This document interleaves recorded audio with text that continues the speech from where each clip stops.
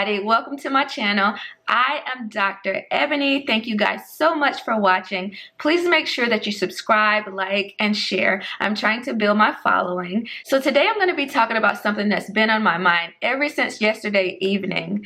I met a mom at the park while my daughter was playing, and she came up to me and she was like, "Hey, what's your name? Can I get your phone number? Because our kids are playing well together." And she said, "My child's on the autism spectrum, and she also has ADHD, and she doesn't play well with other kids, and blah, blah, blah, blah, blah." And then she goes on to say, "So I decided to come up to you and ask if I can get your number and we can make play dates and things like that." So I'm like, sure.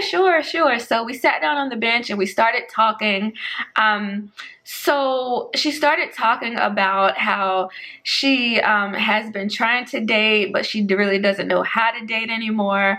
So that being said, this video is going to be dating tips for single moms of children on the autism spectrum who are dating or starting to date, want to date, and how to go around that. So yeah, I felt like this would really align with what I talk about on my channel, and this is Autism Awareness Month. So the first thing that I want to say is something that I was thinking about last night, and as soon as I was able to verbalize it, I texted it to a friend of mine, and that is that you can put the same nervous system in a different room with different people, but if that nervous system is not healed, it will attract the same type of person. If that nervous system is not calmed, if it's not regulated, if it's not healed. So if you know that your nervous system is out of whack due to just raising your child or just receiving that diagnosis, I say wait. That is not a good time to start dating. And I know, a lot of single mothers of children on the spectrum, they feel like, I need help, I need to find someone, things like that. My first response is wait. Wait on the Lord and be of good courage. And if your child is young, in their 2s and 3s and even 4s, my advice is it gets better. It is never going to go away, but your nervous system, you will learn how to cope with your child's behaviors a lot better as time goes on. So my first response is to wait on the Lord and be of good courage, and learn to deal with the child's behaviors and patterns and things like that, and learn to regulate yourself around those behaviors. Because think about this, if you're a mom of a child on the autism spectrum, a love bomb is gonna feel really good to you, really good to you up front. And a man may use your insecurities, your doubts to just manipulate you further and have your nervous system screwed up just as much as it already is, okay? So first thing, I say wait. Number 2, I would say stay away from dating apps.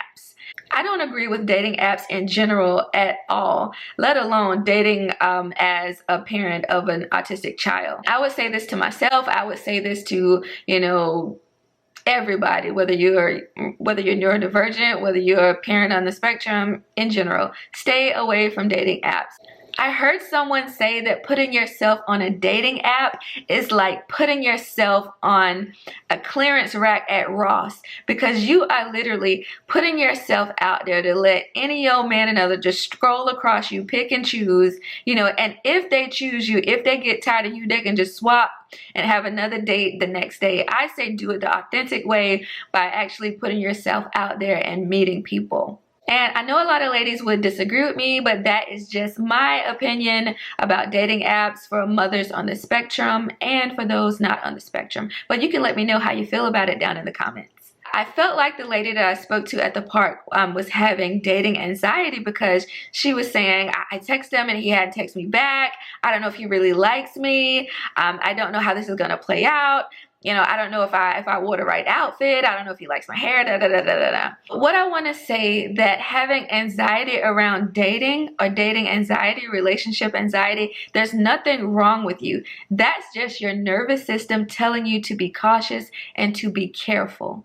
But I feel like a lot of anxiety around dating and relationships, especially dating, not a relationship, but yeah, dating. I feel like it comes from fear of rejection and fear of abandonment.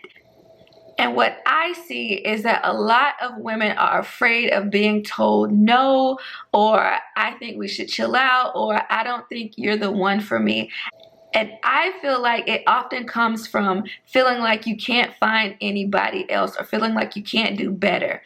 Just because you have a child on the spectrum does not mean that there isn't anyone out there for you. There is someone out there that will understand your situation. It may not even be a big deal to them. They may even be familiar with autism and they can help you understand it and cope and deal with it a whole lot better. So don't sell yourself short. But I have never understood why a woman would be afraid of being told no. I actually want to be told no, and I would like to be told no up front and quick, because that removes that person from my life so that, you know, I'm free to do whatever I want to do and the Lord can send me whomever is supposed to be in my life. So tell me no up front, please. And if a man ever wanted to tell me no, he only had one chance to tell me no, and one time only, because the Bible says let your yes be yes and your no be no. So be sure that when you telling me that no, I don't think we're compatible, or this and this, don't try to, I just learned this, don't try to spin the block and come back. Because some men want you to chase them. They feel like telling you no, I'm not sure, da da da da da da. Okay, no means no to me, and I don't want to hear from you. You know, I don't want to. If you tell me no, then I've kind of like put you in that zone. Like I don't see you that same way. So yeah. But I do see that in a lot of men nowadays, and I feel like they do it because of their fear of rejection. And I feel like in 2026, women are having more standards and they're putting boundaries in place. And I feel like, for me personally, some men take those standards and those boundaries as rejection, and so they go ahead and try to say, hey, I'm not sure this, and this, because of fear of that rejection. You know, my standards, my boundaries felt like rejection to them, so I'm gonna go ahead and try to put some space between us, or they feel like putting space between would manipulate me to move further or let down my guard or my boundaries or my standards, and no, you're not gonna do that. And once they calm down, they come back saying, oh, let's go out, I bought you something. No, no, no. Let your yes be yes and your no be no. So the next thing that I have is outside opinions. Stay away from outside opinions. But some, you know, you just can't avoid. For instance, like my mother, right? My mama just give it to me straight, no chaser. My mama will tell me, Ebony, you look really, really good. Just one thing, your hair looks a mess. And here I am thinking, Mama, I did good just to take a shower, put on some makeup today. Like, what are you talking about? And she'll, like, right now, my mama would tell me, your hair looks a mess. Men don't like that fuzzy hair. Man, you need to, she'll even tell me sometimes, maybe think about putting a relaxer around your edges. And I am like, no relaxer. My hair is all natural. But she'll say, you need to tighten your hair up this little spot right here a little more. And I'm thinking, Mama, you know, honestly, I disagree with my mama on that one, though. I find that men love my hair, and when it's frizzy and puffy and I think it looks bad, that's when they tend to like it the most. I even had a man the other day to tell me, girl, you got the hair that everybody else wants. So but going back to you know, how my mom talks to me, I feel like it has a lot to do with how she's raised. My mom has 8 sisters and 3 brothers, and all those 8 sisters, their mom taught them this, because they always, when they go out the house, every hair strand is in place, makeup on, smelling good, clothes ironed, I mean, yeah, nails polished, all of that. So yeah, I feel like that is something like, that's my mom's standard for herself, and she stays on me about those things, and I thank my mom for that, because yeah, men are attracted to, you know, a woman that looks good, smells good, and just compliments them. They don't want to take a woman out and have a woman on their arm that, I mean, just looks like she just woke up and, you know, didn't really put any effort into herself. Yeah, men really appreciate that. And that's for every woman, not just a mom on the spectrum. But I know it's hard, and I know, like I said, some days is you do good to just take a shower and, you know, put some water on your face. But I would say if you're dating or wanting to date, just go that extra distance to just make yourself look good and feel a little bit better about yourself. Put on a little bit of makeup, even if it's just some powder. Just do a little extra something. But when it comes to the date, make sure that you look good. Your nails are polished. Mine are chipped right now, but this is YouTube. I'm not on a date.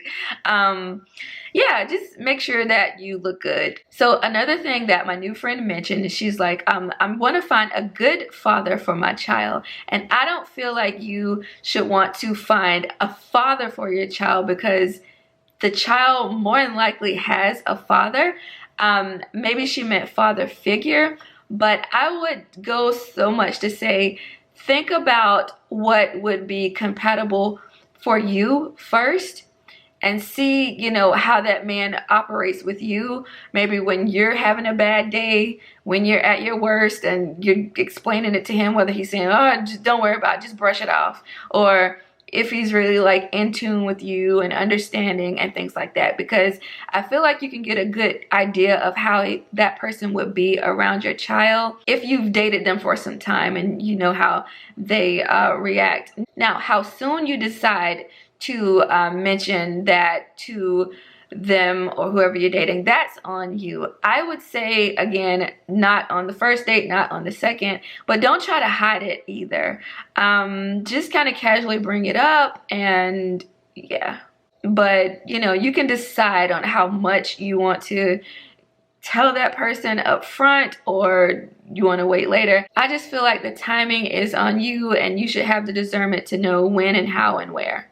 Just slow down your thoughts. Stop overthinking.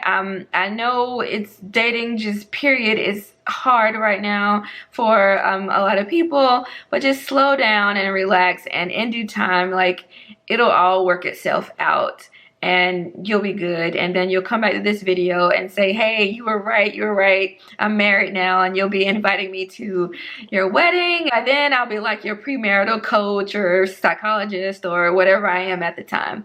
So yeah, those are just a few things that I had on my mind last night and this morning as I was getting dressed. So thank you guys so much for watching. I hope that it helps. Please let me know if you agree, if you disagree, and please remember to subscribe, share, like, and all of those beautiful things, and I will see you guys in the next video. Bye.